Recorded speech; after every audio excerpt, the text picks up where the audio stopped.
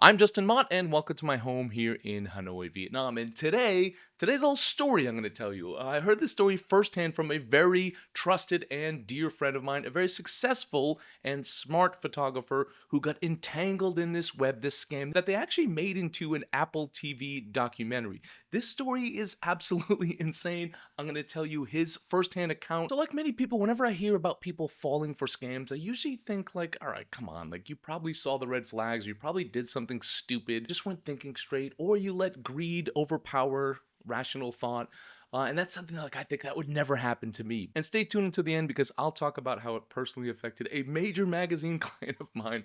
Me just doing something stupid, me being paranoid because I heard this story firsthand and it just scared me. It did. Okay, so let me start with how the scam works. So here's a little backstory. So the con queen was original name is Hargobind Tahliramani. He's a 41-year-old Indonesian with a crazy talent for accents and impersonation. So he'd lure you in with these sort of dream assignments in Indonesia, often under the guise of like a cultural or art-related project. And for the photographers, the bait was kind of irresistible. It was really high day rates, like higher than your average editorial, more like commercial day rates for doing editorial work. So the setup was this. Hargaban, the scammer, the queen, would pose as a wealthy Singaporean businesswoman, and she reached out to my friend. She claimed to have gotten his contact from a well-known travel magazine editor, someone whose name she found in the photographer's byline, would basically thumb through articles like Condé Nast or maybe Travel Leisure, magazines like that, and she would see a photographer's byline in there, like photo by so-and-so, and then she would use the editor's name and saying that editor gave me your contact. And so that sort of laid the foundation for trust. And I can totally see that. So it just happens a lot. I get recommended for jobs all the time. I got recommended recently for a big commercial job by someone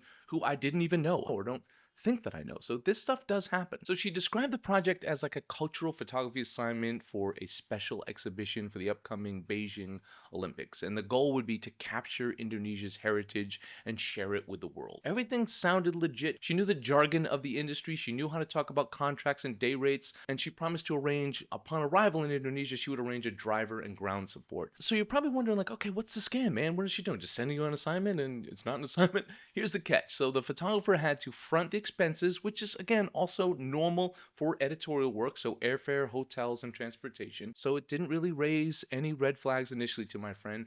But here's where it started to unravel. The scammer insisted that the photographer pay the driver's fee up front upon arrival. So once the photographer's already there, she would mention, okay, he needs the money up front. So a little shady because normally you don't pay this kind of money up front and the fee was a little bit high. Then more costs started to pile up. Access fees, permits, additional expenses, but still, my friend said, like, honestly, those didn't seem that unusual considering Indonesia is known for bureaucratic hurdles, we'll call it.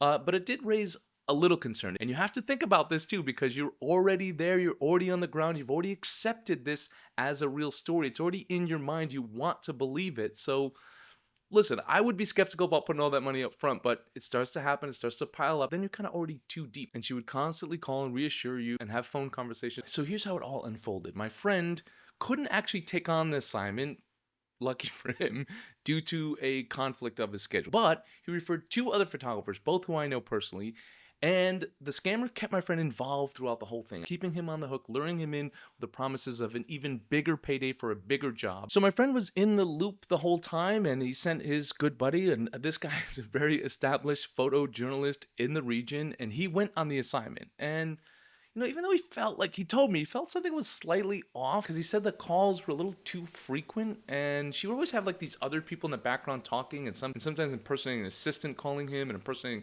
other people in the background. He said it was kind of weird and kind of sketchy. And if you watch the documentary, you can see people that it got really odd with, and I'll talk more about that later. After he referred that one photographer on the job, he was getting a little weird because the calls were constant. They were weird, like I said.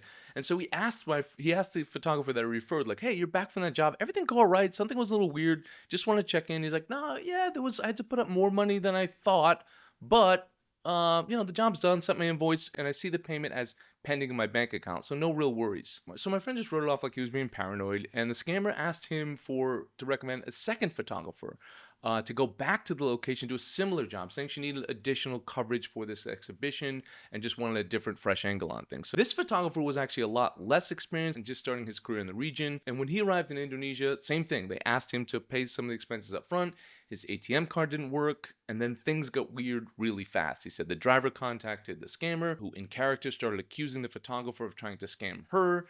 The situation spiraled, and then called my buddy up and said, "What are you doing in front of this person? Hey, he's not paying." Trying to get him to put the money up, trying to convince him. She got really angry on the phone with him, and it just got really weird. And this is all happening sort of simultaneously. The one guy's on the assignment, the other friend's waiting for the payment, and my friend is sort of the go-between for all this. And the scammer's constantly in contact with him. So the second photographer's calling my buddy up, and he's like, "Hey, yeah, this is really weird, man. Something's off. They're being really aggressive towards me. This is getting kind of crazy. What's going on?" So that triggered my friend to call the first photographer back up and like, "Hey man, are you sure you got this payment?" And he's like, "Actually, no. Today, the payment vanished. It didn't show up in his account." I don't know how they do that, like show it as pending and then not going through, but there was a way to do it. And all this was happening simultaneously, but that got everyone paranoid. Both of them started doing some research, digging around online, and they found an article revealing this scam. And they had a picture in the article about the scam of the driver that was involved in the scam. And the first photographer was like, "Yeah, that's the same guy that I used. That's the same guy I paid." So immediately they knew it was a con. So my friend quickly called the second photographer, who was still in Indonesia, still dealing with this, supposed to go out the next day and shoot.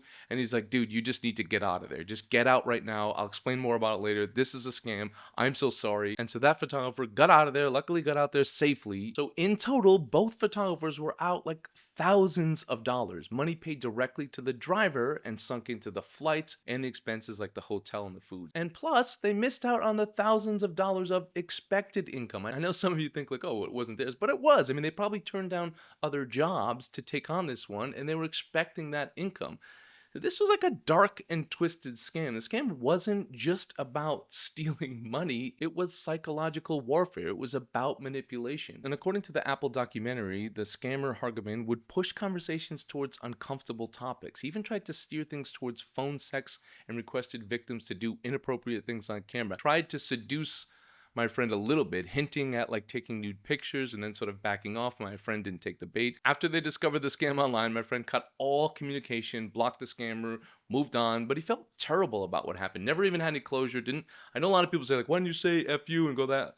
I get it, man. You were involved in this kind of stuff. You just want no part of this person. So block and move on. I have no problem with that approach. That's probably what I would do as well, in addition to bringing it to authorities. But as far as confronting the person online, what are you going to get out of that? You know, it was a terrible scam. And so you're going to ask yourself, like, how did this affect you, Justin? Well, this whole experience, my friend was telling me this story like right afterwards, and it made me paranoid. Of course it would. I work this way. I get a lot of assignments this way. I have odd assignments sometimes that seem like there's a red flag, but they end up being normal because people are just weird sometimes. And shortly after all this, I got an email from someone claiming to be an editor at a prestigious international publication, the China version of that publication, and they wanted to buy some of my images for a story. They needed my passport, my bank details. Again, in China, you need that stuff to make the payment. It's kind of standard stuff, but there were little things like misspellings in the email signature. It just seemed off because like it's a prestigious publication for them to have a grammar mistake, and their language felt off. They didn't sort of know the industry jargon. There was just a lot of little red flags to me, and I got really paranoid. I thought that person was trying to con me. And I may have mentioned getting the FBI involved in my response to them when they hadn't paid on time. But it turns out I had a friend go over to the office. It was 100% legit.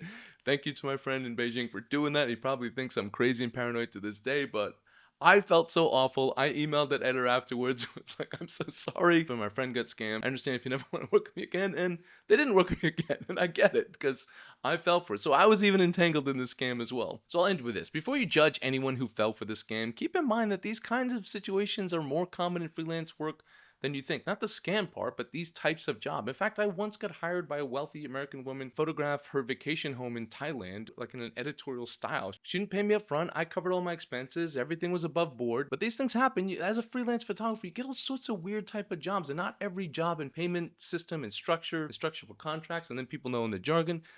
It's always different. Not everyone knows this stuff, and there's different people have different ways of doing business, and rates are all over the place. So this kind of stuff happens. It's not that uncommon. The scam is uncommon. This deep of a scam is uncommon. This person actually did enough research about our industry to know how to bait these people into it. I personally recommend always getting deposit up front, although editorial jobs don't typically work that way. But trust your gut. If you feel something's off, trust it.